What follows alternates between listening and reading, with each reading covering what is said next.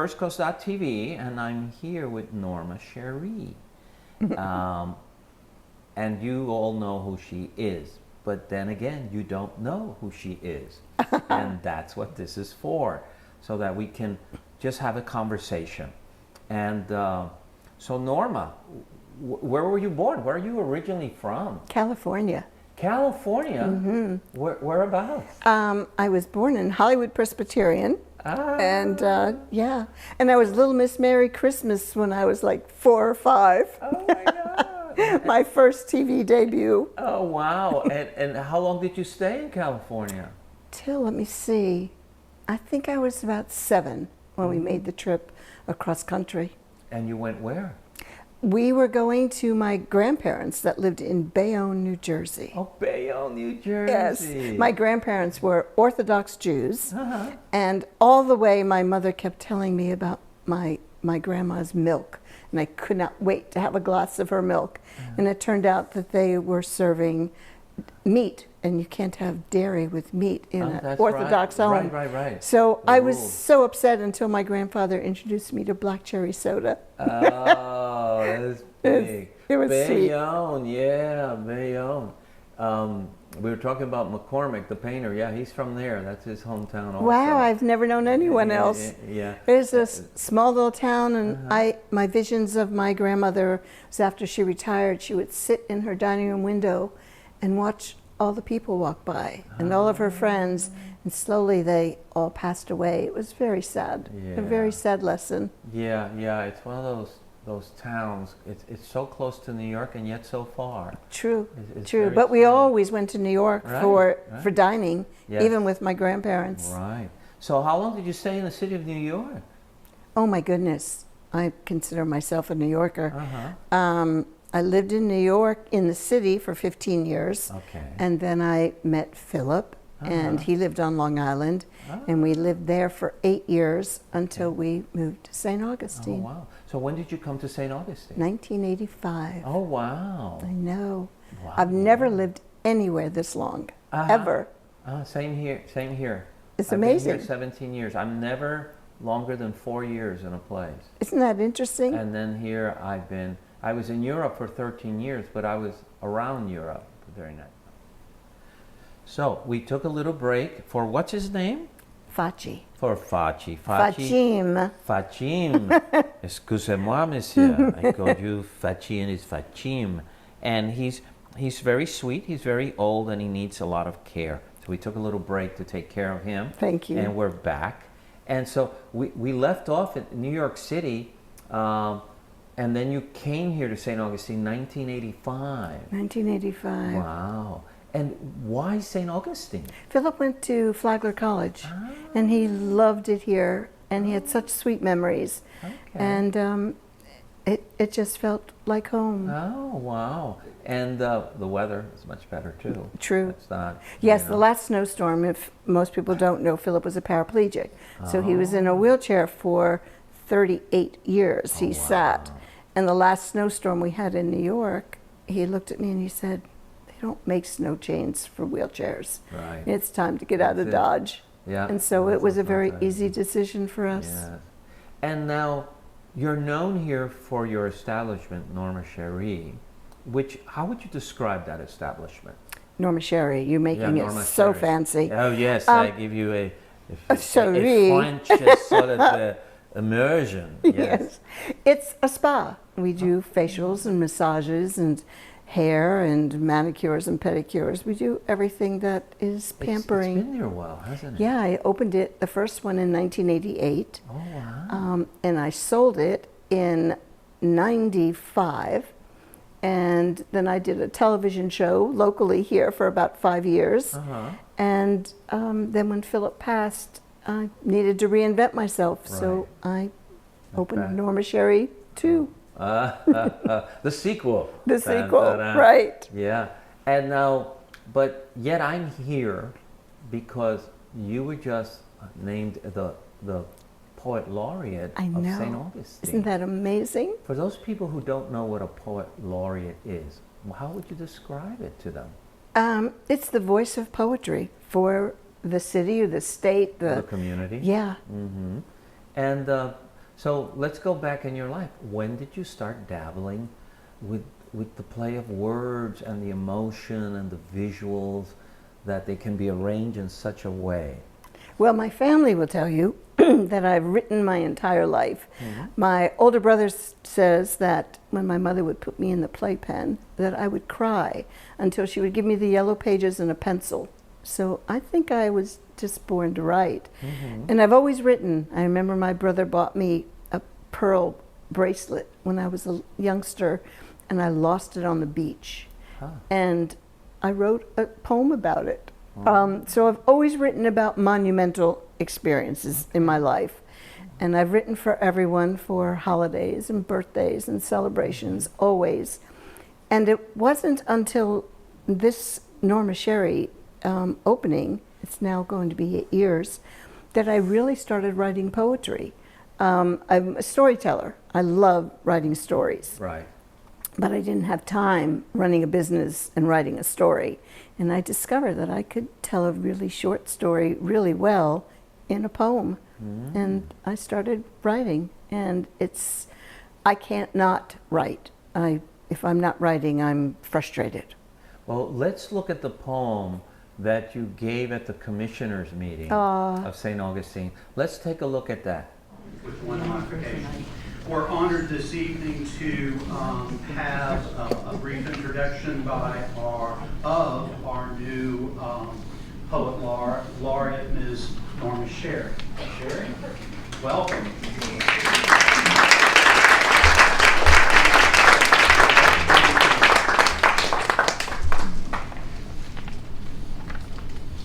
I didn't realize you don't have my better view. I am so honored and so delighted to be here. On your desk, I dressed actually for the Veterans Day, and then I realized Veterans Day had passed. And when I looked it up, it's National Pickle Day. So I brought you all a pickle. Thank you. And I had nothing to wear that represented a pickle. So I've written a poem especially for today, and I'm going to share it with you. Before us sits the esteemed body that we chose by our greater numbers. Dear Mayor and dear Commissioners, it is our time to be thankful and full of gratitude for all of you for striking the gavel and making the decisions not always agreeable to some, but in your estimation, for the better good of all.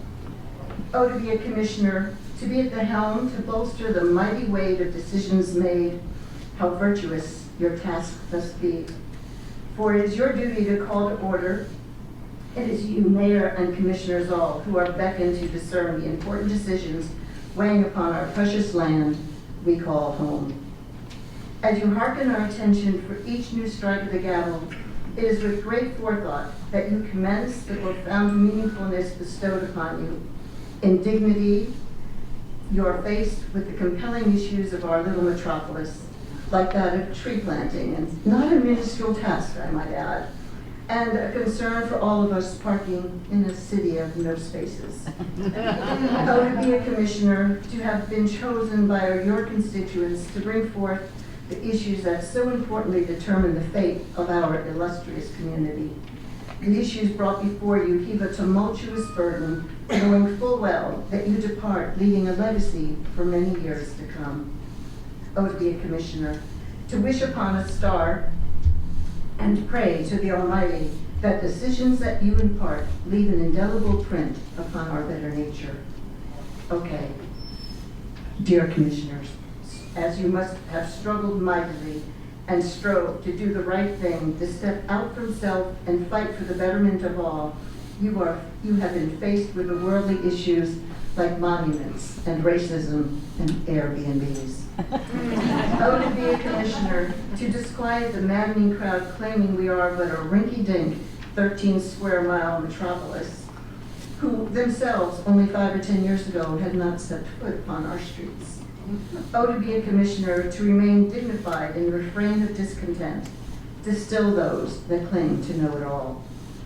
Oh, to be a commissioner, to be dignified in the face of undignified accusers, to commit body and soul to the betterment of a city with the history of spanning a nation.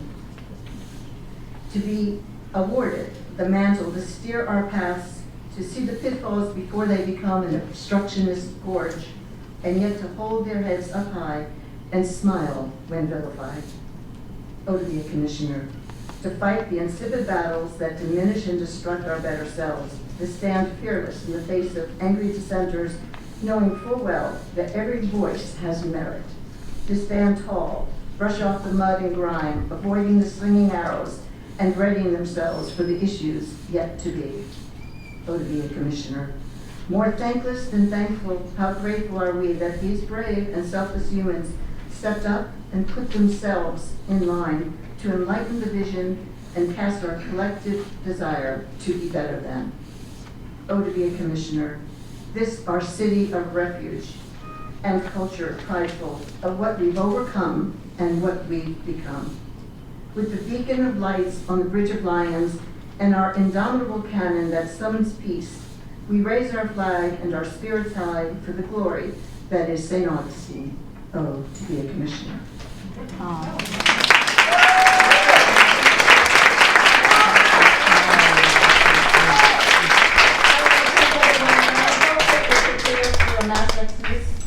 Those that came just for me, I'll meet you outside. Madam Poet Laureate, can we have a picture with the commission? Oh my God, I'd be thrilled. So, Thank you for that. That was really, really nice. Thank you. Now, it really stirred the people there because it was right to the point of what a commissioner is through history, really. You Yes. encompass it, not just the present, but the past, the present, and the future. Thank you. And I thought it was very comical, but it was very to the point, and everyone enjoyed it so much. There was a great applause, as one sees in the video when I was there. What does poetry mean to you? I think that I write about the human condition. Okay. And we're universal, all of us. We all feel the same emotions. We all feel the same sadness and the same pleasure. And we all have the same desires. We just might not express them the same. Mm-hmm. And so I write about that. And it's really interesting because I get such a wonderful response from readers that say, oh my God, how did you know about my heart? Or how did you know I was feeling that? And it's because we all feel the same things. Mm-hmm. And it's funny you say that because I've traveled the planet quite a bit, and people always ask me, what have you learned? And I said, everybody gets drunk, everyone goes to a wedding, everyone wishes the best for their children, everyone has problems with their mother-in-law, everyone wants their team to win, and it goes on and on and on. It's so universal, like you said. Yeah. And I think that's why we read poetry that's translated from other cultures, from Arab, from Chinese, from Indian, and we read it and it still has, there's that emotional reflex. Mm-hmm. It still resonates. Yes, because it's exactly what you said. It's universal. And I love that. I never really thought myself a wonderful poet. I just thought that I had to write. Exactly. And it's been a real experience these last years, getting the response that I have. There's probably about 8,000 people that follow me on a regular basis. That's and great. That's really amazing. I'm reading another poem for the new mayor on December 5th. For Nancy Klein. So I've written that, and I'm excited to present that to her. Yeah, well, that's the point you hit. I'm not doing it for anyone. I'm doing it for myself. It's something I need. Oh, I do release have to. into the universe. Absolutely. In words, and whatever forms, shapes, or visuals those words make. So yes, and I think that's why you're so successful, or you have such a fan base, because you don't have an outside goal. The goal is all inner. This is what I need to say. I think I'm real. I think that is what's appealing to people, that they think they really know me. And in many ways they do, because I'm every facet of everything I write, because we all are. But yeah, I think that people get a sense that they know me, and apparently they like what they know, so that's a nice thing. Are there any poets that you like? That you Oh my read, goodness. That you... You just love to read their stuff? Well, I love Maya Angelou, have always loved yeah. Maya Angelou. Yes. Yes, she's just. She's so I good. saw her, one of her last performances at the Florida Theater years and years ago, for 2 hours without a piece of paper in front of her. Wow. She presented poetry and song and stories, and it was mesmerizing. Yes, I would like to be Maya Angelou when I grow up. It's almost like watching a piano concertus playing with no music I in know. front, just playing, knowing the piece and giving it all. Coming from the soul. Yes, Yeah. yes. I can see how that could be very, it's sort of, it just brands you in the memory as something you never forget. My favorite poet was among many, but I think if I had to pick one, it would have to be Pablo Neruda. I don't know Pablo. Oh, I'll send you something of his. Please. He won 1 year, he won the Nobel Prize. Oh my goodness, I should And know he's this from name Chile. then. Yes, he's from Chile. And his poetry touches so many things. I think what makes him special to me is that he's very earthy. Yes, yes. So, boy, I tell you, the poets that are here, there's so many. Amazing poets here in St. Augustine. I'm in awe. And one of the things I want to do is to bring a light to all of them. So I'm going to talk to the city. I want to do something really large in January. And one of those goals is to present poets that that everyone doesn't know. Above and beyond the different poet groups that we have in St. Augustine, Right. there are lots of poets on the Right. fringe. Yeah, you have the ancient city poets with Chris Bador and Lee Weaver was part of that group, and then there's a bunch of people in that organization. Chris Bador is the guy behind the scenes that organizes a lot of the things. He did. He brought poetry to light in St. Augustine, Yes, so yes. he deserves a lot of acclaim for Yes, that. a lot of love. Give him a lot of love. So, yeah, that's what I find of St. Augustine that is so remarkable for a little place where it's at. It's just a little beacon of light, a It little is. lighthouse. It is. And, It's, and I meet people who have ended up here in the strangest ways. I My don't think car it's. broke down Yes, it's never an accident. here. I know. Never. It's almost like the Ned- gods have sent you there. Ned from Gypsy Cab Yes. Neb, that's how he found St. Augustine. His car broke down on Malaga Street, I think. I love his story. But it says, I also know Wolfgang and Mickey. They're the ones who gave, as a gift to the city, the 2 lions on the other side of Yes, the bridge. yes. And, you know, his story, when we talked, was that they kept telling him he used to sail up and down the coast. And I said, have you ever been to St. Augustine?